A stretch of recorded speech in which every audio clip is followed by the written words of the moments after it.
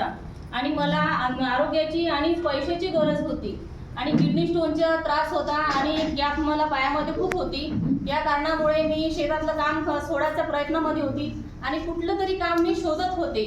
आज अशा ह्या कारणामुळे मला 2024 असे 365 दिवस मध्ये एकही दिवस मला असं देवाने मला हसू दिलं नाही। माझ्या जीवनामध्ये असे दिवस होते का मी सकाळी संध्याकाळ एनी टाइम रडत होती आणि अशा सिच्युएशन मध्ये देवाला मी एक प्रार्थना केली, ए ऊपर वाले मुझे जिंदगी दे या मौत दे या जीने के लिए एक रास्ता दिखा दे। देवा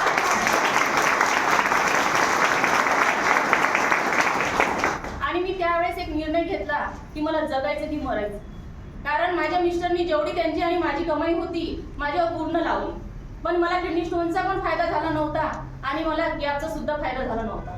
आणि ज्यावेळेस मी देवाला प्रार्थना केली आणि त्यावेळेस देवाला मी सांगितलं, तर त्यावेळेस ज्या दिवशी मी रडली त्या दिवशी मी शेतात गेली होती आणि परत येताना काय झालं, अनोळखी व्यक्ती माझ्या दारापुढे एक देवाने तिच्या समोर ठेवली आणि त्या व्यक्तीने ते माझ्यासाठी आली नव्हती, पण ती व्यक्ती बाजूच्या शेजाऱ्यांना सांगत होती ह्या बिझनेसची माहिती। मी आणि माझी मुलगी भरल्या पायाने त्या मॅडमच्या पुढे मी उभी राहिली आणि त्यांना एकच विचारलं की मॅडम जे तुम्ही चर्चा करत आहे ते कसली आहे मला सांगा। ती मॅडम म्हणाल्या यस मी सांगू शकते।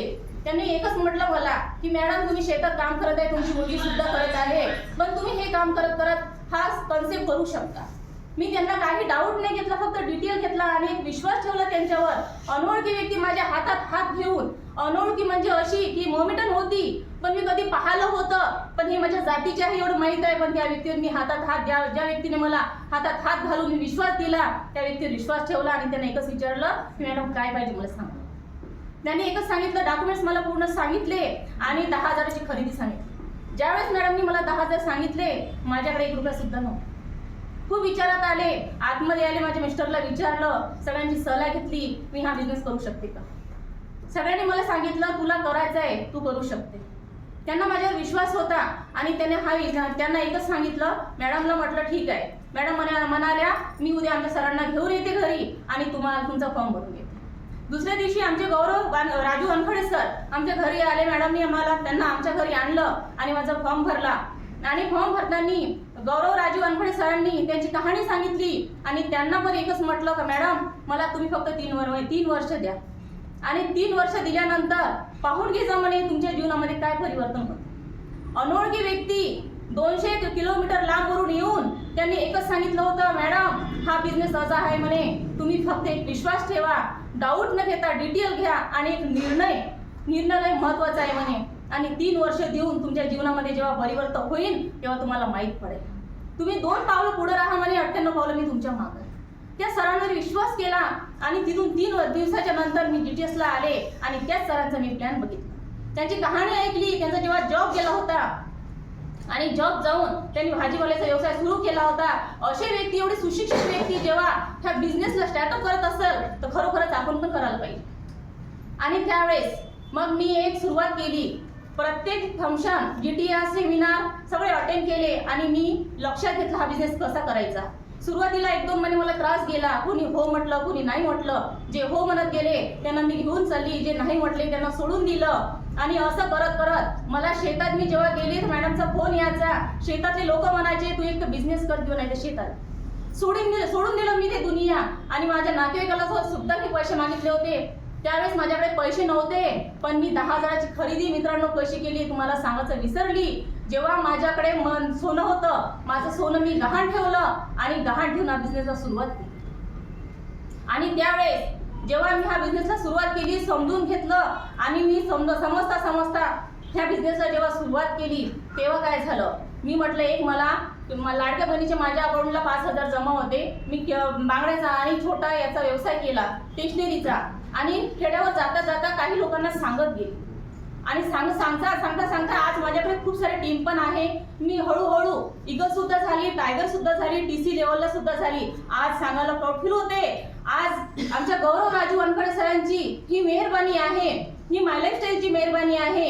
असे माझ्या जीवनामध्ये परिवर्तन आणणारे अनोळखी व्यक्ती, असे अनमोल हिरे राजू वानखडे सरांसाठी जोरदार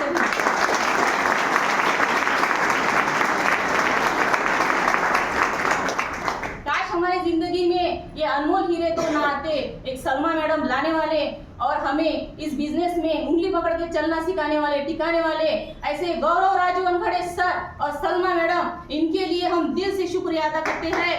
और आज सांगायला खूप प्राऊड फील होते, आज माझ्या घरी फक्त 6 दिवस झाले माझ्या डेराची डेट झाली। ज्या दिवशी तिसरा दिवस होता, माझ्या फॅमिलीचं काय, माझ्या फॅमिलीला मी साईडला ठेवलं, मी दुःख साईडला ठेवलं आणि माझ्या जे परिवार, माझ्यासोबत जे लोक आले त्या टीमसाठी मी माझ्या तिसरा दिवस नाही करू दिलं, तिच्या काकाचं माझ्या मुलीला टीम सोबत बाहेर काढलं आणि त्या टीमसाठी एकच म्हटलं, आज बेटा तू साईडला ठेव, पण आपले जे लोक आपल्यासोबत विश्वासावर आले त्यांच्यावर लक्ष दे। त्यांच्या आमच्या गुरुचं एकच म्हणणं होतं, आमच्या गौरव सरांचं, मॅडम आज रुको मत।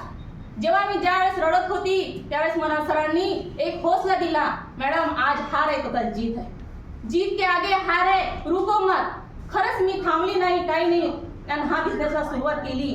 आज खरोखरच पैसा एक ऐसी चीज है, हंसाती भी है तो रुलाती भी है, जिंदगी भी देती तो मौत भी देती है। कर्जामुळे माझ्या देराने आत्महत्या केली। मागच्या शनिवारला मी इथून जेव्हा गेली माझ्या सासूचा ऍक्सिडेंट झाला आणि आम्हाला सगळ्या जणांनी माझ्या देराला बाहेर जाऊ दिलं आणि त्याने फाशी घेऊन आत्महत्या केली। दुसऱ्या दिवशी सांगा, जर मी म्हटलं होतं त्यांना माझ्या देरांना तुम्ही आयडी काढा, चालू करा, खूप दवाखाने केले तुम्ही, खूप सारं केलं, पण त्यावेळेस ऐकले नाही। आज त्यांच्या घरामध्ये थोडंफार इन्कम येत होतं, त्यांनी निर्णय घेतला नाही, माझ्यावर विश्वास केला नाही। आज त्यांचे 2 मुलं आणि त्यांची वाईफ पूर्ण अपंग आहे, काम करू शकत नाही। मला माझ्या आई वडिलांची जिम्मेदारी, माझ्या 6 लोकांची फॅमिलीची जिम्मेदारी आणि माझ्या देराची फॅमिली, मला 1 नाही 2 नाही 3 फॅमिलीला मला सांभाळावं लागत आहे। आज खरंच सांगत आहे, निर्णय घेतला नसता तर आज मी देवानं मला त्या दिवशी सद्बुद्धी दिली असेल का तुला ह्या फॅमिलीला पालावं लागते, लहानाचं मोठं याला करावं लागते, हे तुझ्या नशिबात आहे, जग बेटा मरू नको, हा बिझनेस सुरुवात कर। खरंच सांगायला खूप वाईट वाटत आहे, आज माझे देर पैशामुळे निघून गेलेले आहे, परत तर येणार नाही। पण खरोखरच इथं जे काही लोक इथं आलेले आहेत त्यांना मी एकच मेसेज देते, ज्या व्यक्तींसोबत आलेले आहे त्या व्यक्तींसोबत तुम्ही एक विश्वास घ्या, एक निर्णय घ्या आणि हा बिझनेस